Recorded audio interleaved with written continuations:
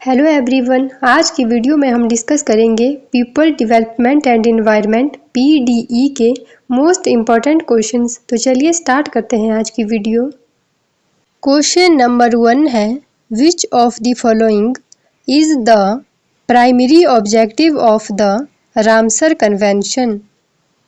Protection of endangered species, conservation and sustainable use of wetlands, prevention of global climate change, regulation of international trade in endangered flora and fauna। निम्नलिखित में से कौन सा Ramsar convention का मुख्य उद्देश्य है?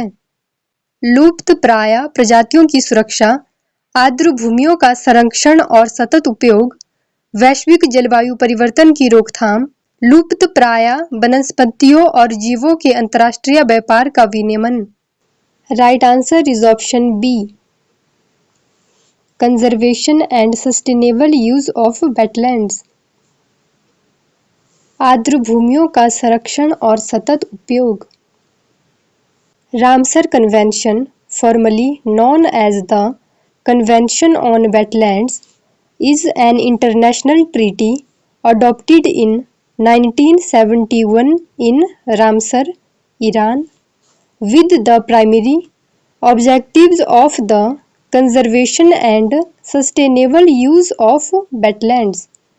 Wetlands are crucial ecosystem that provide water purification, flood control, and habitat for various species. Ramsar Convention encourages national action and international cooperation to protect wetlands, particularly those of international importance। Ramsar convention एक अंतर्राष्ट्रीय संधि है जिसे 1971 में Ramsar, Iran में अपनाया गया था, जिसका मुख्य उद्देश्य आर्द्र भूमियों का संरक्षण और सतत उपयोग है। जो वेटलैंड होते हैं, आर्द्र भूमि होती है, वो महत्वपूर्ण पारिस्थितिक तंत्र है जो जल शोधन, बाढ़ नियंत्रण और विभिन्न प्रजातियों के लिए निवास स्थान प्रदान करती है। रामसर कन्वेंशन आर्द्र भूमियों की रक्षा के लिए राष्ट्रीय कार्यवाही और अंतर्राष्ट्रीय सहयोग को प्रोत्साहित करता है, विशेष रूप से वे जो अंतर्राष्ट्रीय महत्व की हैं। रामसर कन्वेंशन वेटलैंड्स के कंजर्वेशन से रिलेटेड है, जो 1971 में अडॉप्ट किया गया था। Question number 2, the 1972 Stockholm Conference is primarily associated with climate change negotiation, international trade agreements, human environment and sustainable development, nuclear disarmament। 1972 का स्टॉकहोम सम्मेलन मुख्य रूप से किससे संबंधित है? Right answer is option C, human environment and sustainable development. Stockholm Conference, officially known as the United Nations Conference on the Human Environment, was held in 1972 in Stockholm, Sweden. It was the first major international meeting that focused on the relationship between human activities and environmental degradation. The conference emphasized the importance of a balanced approach to economic development while ensuring the protection and conservation of the environment, laying the foundation for future sustainable development initiatives. The conference led to the establishment of the United Nations Environment Programme (UNEP) and raised global awareness about environmental issues, marking a significant shift towards integrating environmental protection with development policies।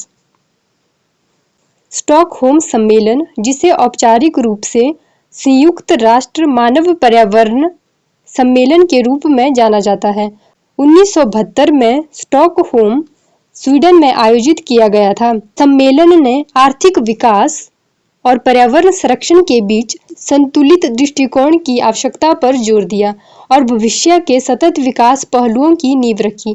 इस सम्मेलन के परिणाम स्वरूप संयुक्त राष्ट्र पर्यावरण कार्यक्रम (UNEP) की स्थापना हुई और पर्यावरणीय मुद्दों के प्रति वैश्विक जागरूकता बढ़ी, जिससे पर्यावरण संरक्षण और विकास नीतियों को एकीकृत करने की दिशा में एक महत्वपूर्ण बदलाव हुआ। Question number 3, what is the primary purpose of the convention on international trade in endangered species of wild fauna and flora? To promote international tourism, to regulate and monitor international trade in endangered species, to establish national parks and wildlife reserves, to enhance agricultural productivity. लुप्तप्राय वन्य जीवों और पौधों की अंतर्राष्ट्रीय व्यापार पर convention का मुख्य उद्देश्य क्या है? Right answer is option B. To regulate and monitor international trade in endangered species. The Convention on International Trade in Endangered Species of Wild Fauna and Flora (CITES), which was adopted in 1973, aims to ensure that international trade in wild animals and plants does not threaten their survival. CITES provides a framework for regulating and monitoring the trade of endangered species through a system of permits and requires member countries to implement measures that protect these species from overexploitation. CITES categorizes species into different appendices based on their conservation status, with Appendix First including species that are threatened with extinction and are prohibited from international trade except under exceptional circumstances. लुप्तप्राय वन्य जीवों और पौधों की अंतर्राष्ट्रीय व्यापार पर convention (CITES), जिसे 1973 में अपनाया गया था, का उद्देश्य यह सुनिश्चित करना है वन्य जानवरों और पौधों का अंतर्राष्ट्रीय व्यापार उनके अस्तित्व को खतरे में न डालें। लुप्तप्राय प्रजातियों के व्यापार को विनियमित और निगरानी करने के लिए एक ढांचा प्रदान करता है, जिसमें अनुमति प्रणाली शामिल होती है और सदस्य देशों से यह अपेक्षा की जाती है कि वे इन प्रजातियों को अत्यधिक शोषण से बचाने के उपाय लागू करें। Question number 4, what is the primary focus of the Bonn convention, formally known as the convention on the conservation of migratory species of wild animals, protection of forests and biodiversity, conservation of migratory species and their habitats, regulation of international trade in endangered species, promotion of sustainable agricultural practices. Bonn convention, जिसे लुप्तप्राय वन्य प्राणियों की संरक्षण पर convention के रूप में जाना जाता है, का मुख्य ध्यान क्या है? Right answer is option B, conservation of migratory species and their habitats. Bonn convention, formally known as the convention on the conservation of Migratory Species of Wild Animals (CMS) was adopted in 1979 and aims to conserve migratory species and their habitats. The convention recognizes the need to address the challenges faced by migratory species across their migratory routes, which can involve multiple countries and ecosystems. Under the Vaughan Convention, countries work together to implement conservation measures that protect migratory species such as birds, mammals, and marine species, as well as their critical habitats. The Convention encourages international cooperation to ensure that these species are not threatened by human activities and that their migratory patterns are preserve. Bonn convention, जिसे औपचारिक रूप से लुप्तप्राय वन्य प्राणियों के संरक्षण पर कन्वेंशन CMS कहा जाता है, 1979 में अपनाया गया था। Question number 5, what is the primary focus of the Vienna convention for the protection of the ozone layer? Regulation of nuclear weapons, conservation of biodiversity in forest ecosystem, promotion of renewable energy sources, protection of the ozone layer by controlling substances that deplete it. Vienna convention का मुख्य उद्देश्य क्या है जो ozone परत के संरक्षण के लिए है? परमाणु हथियारों का विनियमन, वन पारिस्थितिकी तंत्र में जैव विविधता का संरक्षण, नवीकरणीय ऊर्जा स्रोतों को बढ़ावा देना, ओजोन परत की सुरक्षा करना और उसे कमजोर करने वाले पदार्थों को नियंत्रित करना। Right answer is option D, protection of ozone layer by controlling substances that deplete it.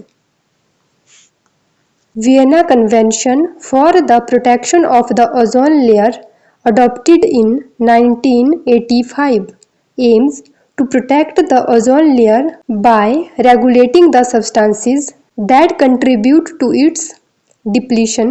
The convention recognizes the critical role of the ozone layer in absorbing harmful UV radiation from the sun, which is essential for protecting human health and the environment.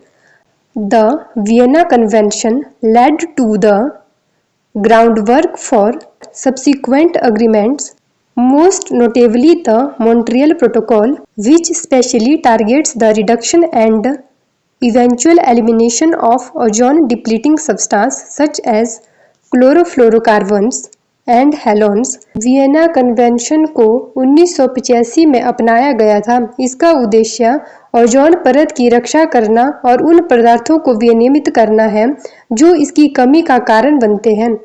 यह सम्मेलन ozone परत की महत्वपूर्ण भूमिका को पहचानता है जो सूर्य से आने वाली हानिकारक परावैंगनी विकिरण को अवशोषित करती है, जो मानव स्वास्थ्य और पर्यावरण की रक्षा के लिए आवश्यक है। वियना कन्वेंशन ने अगले समझौतों की नींव रखी, जिसमें सबसे प्रमुख मॉन्ट्रियल प्रोटोकॉल है, जो ओजोन क्षीण करने वाले पदार्थों ODS जैसे क्लोरोफ्लोरोकार्बन्स और हैलोन के उत्पादन में कमी और अंततः उनके उन्मूलन पर केंद्रित है।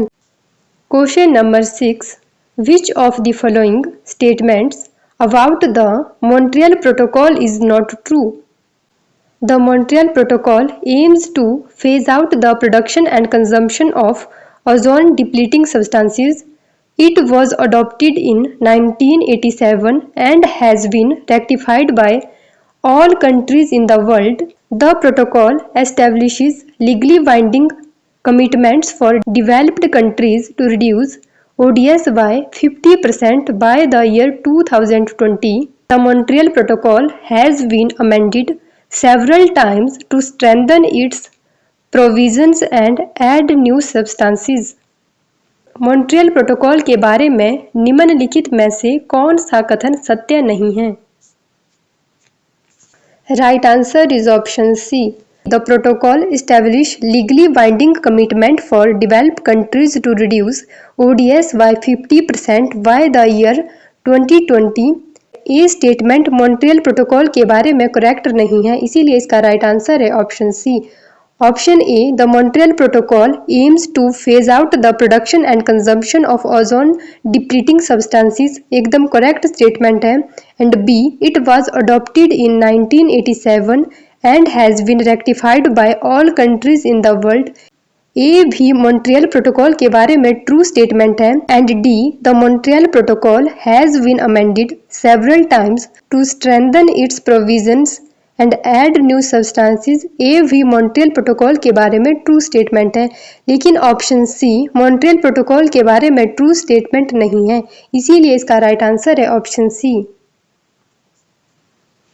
Montreal Protocol was adopted in 1987 and aims to phase out the production and consumption of ozone-depleting substances to protect the ozone layer.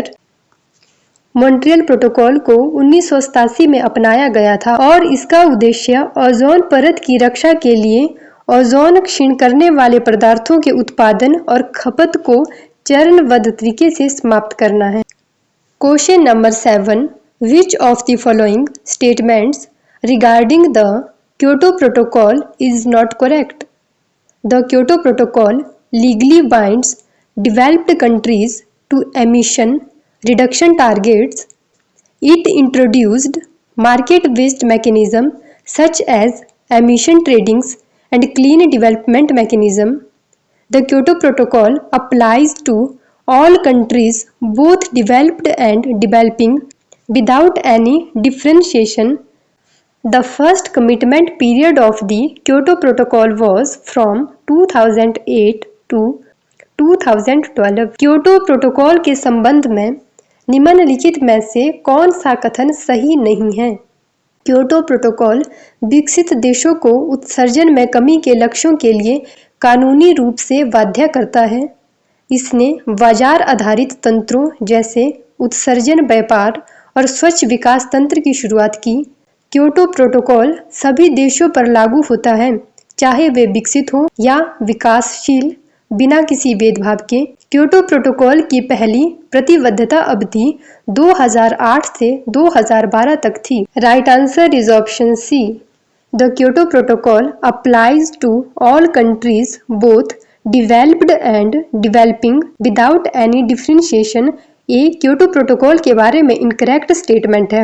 Option A Kyoto protocol legally binds developed countries to emission reduction target, ये Kyoto protocol के बारे में true statement है। Option B it introduce market based mechanism such as emission trading and clean development mechanism, ये भी Kyoto protocol के बारे में ट्रू स्टेटमेंट है। And option D the first commitment period of the Kyoto protocol was from 2008 to 2012, ये भी Kyoto protocol के बारे में ट्रू स्टेटमेंट है। ऑप्शन सी क्योटो प्रोटोकॉल के बारे में इनकरेक्ट स्टेटमेंट है, क्योंकि Kyoto protocol common but differentiated responsibilities की बात करता है। Kyoto Protocol adopted in 1997 is an international treaty that commits developed countries to specific targets for reducing greenhouse gas emission. The protocol introduced market-based mechanisms like emission trading, clean development mechanism, and joint implementation to help countries meet their emission reduction commitments more cost effectively. Kyoto protocol common but differentiated responsibilities principle पर काम करता है। Question number 8, which of the following is a key feature of the Paris agreement adopted in 2015? It sets legally binding emission reduction targets for developed countries only. It aims to limit global warming to below 2 degrees Celsius with efforts to limit the increase to 1.5 degrees Celsius. The agreement requires countries to phase out all fossil fuels by 2030. It introduced market-based mechanisms such as emission trading and clean development mechanism. निम्नलिखित में से कौन सा 2015 में अपनाए गए Paris समझौते की एक प्रमुख विशेषता है? यह केवल विकसित देशों के लिए कानूनी रूप से बाध्यकारी उत्सर्जन कमी के लक्ष्य निर्धारित करता है।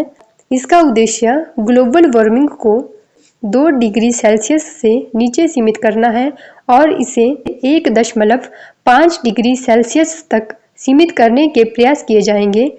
समझौता देशों को 2030 तक सभी जीवाश्म ईंधनों को समाप्त करने की आवश्यकता है। इसने उत्सर्जन व्यापार और स्वच्छ विकास तंत्र जैसे बाजार आधारित तंत्रों की शुरुआत की। Right answer is option B. It aims to limit global warming to below 2 degrees Celsius with efforts to limit the increase to 1.5 degrees Celsius. Paris Agreement is a landmark international treaty adopted in 2015 with the goal of addressing climate change by limiting global warming to well below 2 degrees Celsius above pre-industrial levels while pursuing efforts to limit the temperature increase to 1.5 degrees Celsius. Agreement represents a major shift in international climate policy by requiring all countries, developed and developing alike, to set and pursue their own nationally determined contribution NDCs to reduce greenhouse gas emissions. Paris समझौता 2015 में अपनाई गई एक ऐतिहासिक अंतर्राष्ट्रीय संधि है जिसका उद्देश्य जलवायु परिवर्तन का समाधान करना है, जिसे ग्लोबल वार्मिंग को पूर्व औद्योगिक स्तरों से 2 डिग्री सेल्सियस से नीचे सीमित करना है और इसे 1.5 डिग्री सेल्सियस तक सीमित करने के प्रयास करना शामिल है। यह समझौता एक महत्वपूर्ण बदलाव है क्योंकि यह विकसित और विकासशील दोनों देशों से अपेक्षा करता है कि वे अपने राष्ट्रीय स्तर पर निर्धारित योगदान के माध्यम से ग्रीन हाउस गैस उत्सर्जन को कम करने के लक्ष्य निर्धारित करें और उनका पालन करें। Question number 9, what is the primary objective of the Kigali amendment to the Montreal Protocol? To reduce carbon dioxide emissions from industrial processes, to phase down the production and consumption of hydrofluorocarbons HFCs, to ban all ozone-depleting substances immediately, to promote renewable energy use in developing countries. Kigali संशोधन का मुख्य उद्देश्य क्या है जो Montreal protocol से जुड़ा है? औद्योगिक प्रक्रियाओं से कार्बन डाइऑक्साइड उत्सर्जन को कम करना, हाइड्रोफ्लोरोकार्बन के उत्पादन और खपत को कम करना, सभी ओजोन परत को नुकसान पहुंचाने वाले पदार्थों पर तुरंत प्रतिबंध लगाना, विकासशील देशों में नवीकरणीय ऊर्जा के उपयोग को बढ़ावा देना। Right answer is option B. To phase down the production and consumption of hydrofluorocarbons. Hydrofluorocarbon के उत्पादन और खपत को कम करना। Kigali amendment adopted in 2016 is an important amendment to the Montreal Protocol. Its primary goal is to phase down hydrofluorocarbons, which are potent greenhouse gases used primarily in refrigeration and air conditioning. While HFCs do not deplete the ozone layer like chlorofluorocarbons, they have a significant impact on global warming, being thousands of times more powerful than carbon dioxide in trapping heat. Kigali संशोधन जो 2016 में अपनाया गया था, Montreal protocol का एक महत्वपूर्ण संशोधन है। इसका मुख्य उद्देश्य हाइड्रोफ्लोरोकार्बन के उत्पादन और खपत को कम करना है, जो मुख्य रूप से रेफ्रिजरेशन और एयर कंडीशनिंग में उपयोग किए जाने वाले शक्तिशाली ग्रीनहाउस गैसें हैं। हालांकि HFCs ओजोन परत को नुकसान नहीं पहुंचाते, जैसे कि CFCs। हाइड्रोफ्लोरोकार्बन HFCs एक ओजोन डिप्लीटिंग सब्सटेंस नहीं है। हाइड्रोफ्लोरोकार्बन HFCs एक ग्रीन हाउस गैस है जो ग्लोबल वार्मिंग का कारण बनती है। Question number 10, COP21 is the most well known for which significant international agreement on climate change? The Kyoto Protocol, the Paris Agreement, the Montreal Protocol, the Doha Amendment. Right answer is option B, the Paris Agreement. COP21, the 21st Conference of the Parties to the UNFCCC United Nations Framework Convention on Climate Change, took place in Paris, France in 2015.